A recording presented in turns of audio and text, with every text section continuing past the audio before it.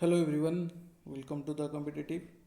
तो आज हम शुरू करेंगे ज्योग्राफी का क्लास 8 का एनसीईआरटी बुक का chapter number 3।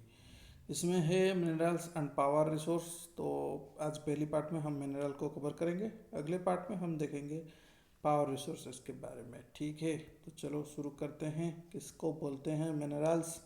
A natural occurring substance that has a definite chemical composition is a mineral.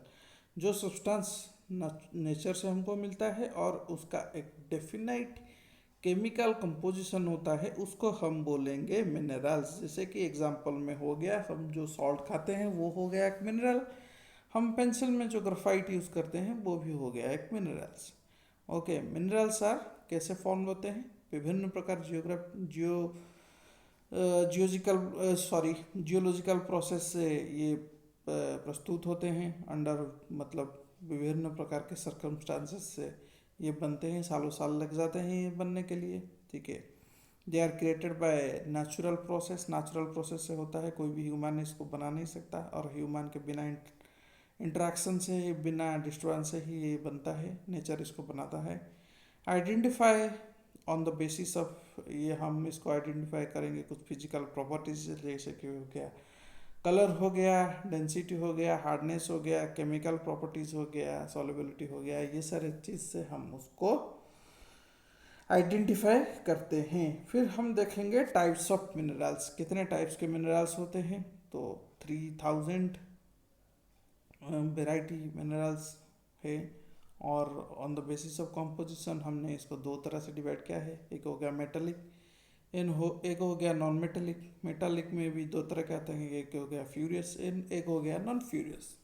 Metallic क्या होता है पहले देख लेते हैं। मिनरल्स कंटेन मेटल इन रॉ फॉर्म। मेटल अगर रॉ फॉर्म में पकड़ के रखा है, जैसे कि मेटल सब्सटेंसेस बहुत ही हार्ड होते हैं, और ये good conductor of heat and electricity. Heat and electricity के मेटल बहुत ही गुड कंडक्टर होता है, और ये साइन करता है मेटल, जैसे कि आयरन ओर हो गया, बक्साइट हो गया, ओके, मैंगनीज हो गया, ये सब हो गया। फिर आता है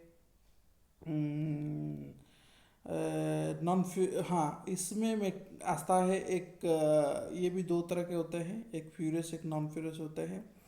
पहले देखते हैं फ्यूरियस क्या होता है। ये होता है कि जैसे आयरन और मैंगनीज एंड क्रोमाइड्स जिसमें कंटेन होता है। एंड नॉन फ्यूरियस किसको बोलते हैं? डज नॉट हैव आयरन, जिसमें आयरन नहीं होगा उसको हम नॉन फ्यूरियस बोलेंगे। जैसे कि हाँ, अगर इसमें हो सकता है metal like gold, silver, copper और लेड।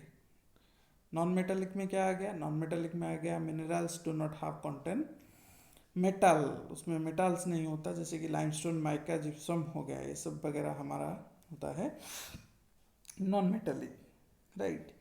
फिर कोल हो गया, पेट्रोलियम हो गया, ये भी आ गया हमारा नॉन मेटेलिक, जैसे ये सब फ्यूल्स है ना। ओके, अब हम मेटल को, अब सॉरी मिनरल्स को हम एक्सट्रैक्ट कैसे करेंगे धरती से?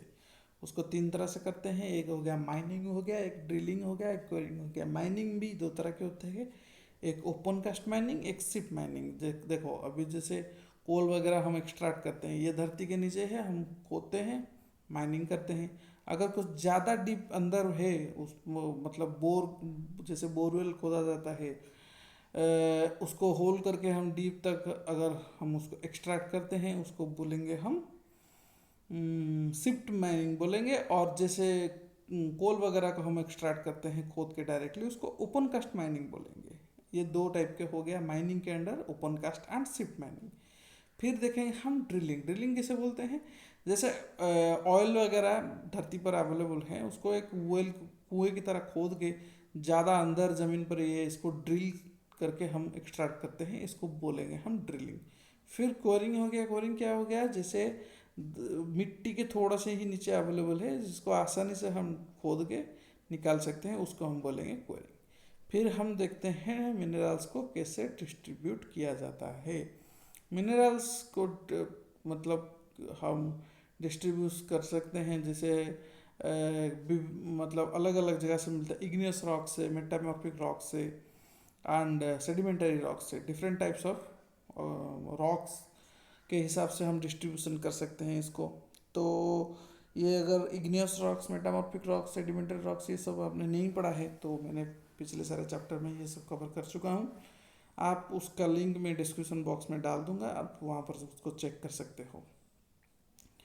Metallic minerals are found in igneous and metamorphic rocks. Igneous and metamorphic rocks में मेटालिक मिनरल्स मिलते हैं। आयरन ओर मिलता है नॉर्थ स्वीडन, कॉपर एंड निकल इन मिलते हैं ओंटारियो में मिलते हैं, कनाडा में मिलते हैं।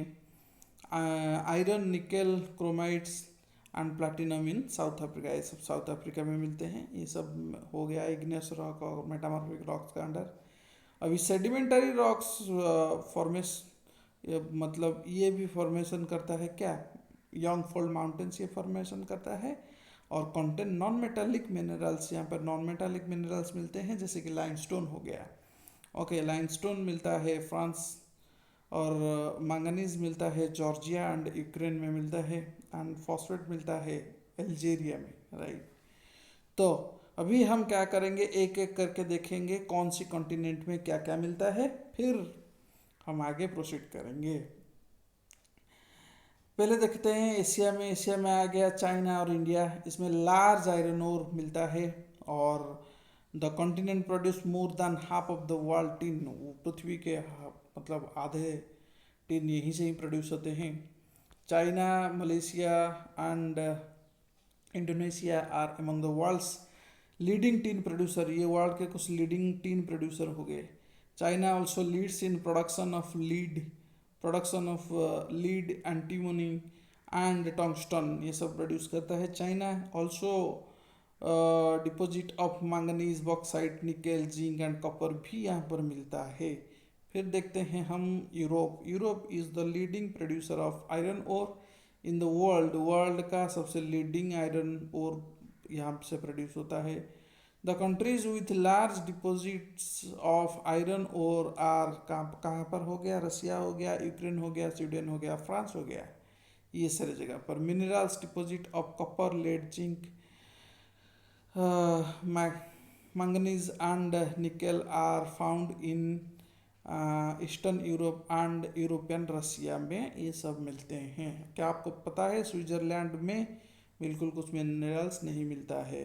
फिर आगे देखते हैं हम North America. The minerals deposit in North America are located in 3 zones. 3 zones में ये मिलता है। पहला हो गया Canadian region, north of the great lakes. फिर आ गया द अल्पाजन्स रीजन्स, एंड उसके बाद the mountain range of the west. पहले iron ore, nickel, gold, uranium and copper ये सब मिलता है कनाडियन सेल्ट रीजन में। कोल अल्पाचिन्स रीजन में मिलता है। वेस्टर्न कोरियल में वास्ट क्वांटिटी में copper, lead, zinc, gold and silver मिलता है। Come to the next part, आगे हम देखेंगे साउथ अमेरिका में क्या क्या मिलता है। उससे पहले जान लो, ग्रीन डायमंड एक चीज़ होता है, डायमंड एक मेटल होता है। ग्रीन डायमंड ये दुनिया का सबसे रेयरेस्ट चीज़ है, ठीक है, रेयरेस्ट डायमंड है। एंड साउथ अमेरिका में Brazil is the largest producer of high grade iron ore of the world. In the world, world में सबसे largest producer of high grade iron ore यहाँ से ही मिलते हैं। Chile and Peru are leading producer of copper. Copper तो leading producer Chile and Peru हो गए, याद रख लो। Brazil and Bolivia are among the world largest producer of tin. Tin का सबसे largest producer Brazil and Bolivia हो गया। South America also has large deposit of gold, silver, zinc, chromium, magnesium, bauxite, mica, platinum, ये सब हो गया। Diamond भी हो गया। Minerals oil in found in Venezuela, Argentina, Chile, Peru and Colombia में मिलते हैं। फिर देखेंगे हम अफ्रीका। अफ्रीका मिनरल रिसोर्सेस यहाँ पे बहुत ज़्यादा मिलते हैं, बहुत ही रिच क्वांटिटी में यहाँ पर मौजूद है। It is world's largest producer of diamonds, gold and platinum. South Africa, Zimbabwe and Zaire produce a large portion of the world's gold. The other minerals found in Africa are copper, iron ore, chromium, uranium, cobalt and bauxite मिलते हैं। Oil भी यहाँ पे Niagara और Libya and Angola में मिलते हैं। फिर देखते हैं हम Australia. Australia is the largest producer of bauxite in the world. World का सबसे लार्जेस्ट प्रोड्यूसर बॉक्साइट में वर्ल्ड का हो गया Australia. It is the leading producer of gold, diamond, iron ore, tin and nickel. ये सब लीडिंग प्रोड्यूस करता है। It is also rich in copper, lead, zinc and manganese यहाँ पर मिलता है। फिर देखेंगे हम अंटार्कटिका। अंटार्कटिका में the geology of Antarctica is sufficiently well known to predict the existence of a variety of mineral deposits, some probably large। यहाँ पर मिलता है आयरन और gold, silver and oil are also present in commercial quantities में मिलता है। फिर देखेंगे हम यूज ऑफ मिनरल्स। मिनरल्स कैसे यूज होता है? Minerals are use in industries. Industries में बहुत यूज होता है मिनरल्स। मिनरल्स आर वो जेम्स जो होते हैं वो बहुत ही हार्ड होते हैं और जेम्स को हम यूज़ करते हैं वेराइटी ज्वेलर्स में यूज़ करते हैं। Copper and another metal are used in everything, मतलब कॉइन से लेके पाइप तक। सिलिकॉन हो गया जिसको हम कंप्यूटर इंडस्ट्रीज में बहुत ज़्यादा यूज़ करते हैं। एल्यूमिनियम को हम ये बॉक्साइट ओर से मिलता है, इसको हम ऑटोमोबाइल पे यूज़ करते हैं, एरोप्लेन में यूज़ करते हैं, बॉटलिंग में यूज़ करते हैं, बिल्डिंग्स में यूज़ करते हैं, किचन कुकर में भी यूज़ करते हैं इसको हम एल्यूमिनियम को।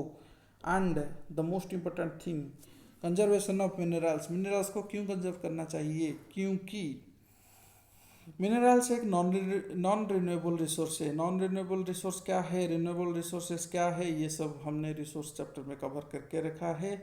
क्लास 6 का पूरा ज्योग्राफी हमने कवर कर चुके हैं, एनसीईआरटी बुक का। क्लास 7 का भी कर चुके हैं। क्लास 8 का चैप्टर 1 चैप्टर 2 कवर कर चुके हैं। तो ये सब अगर आपने नहीं देखा है पहले जाकर उसको देख लो, फिर बाद में ये नॉन रिन्यूएबल ये सब सारे चीज़ समझ में आ जाएगा।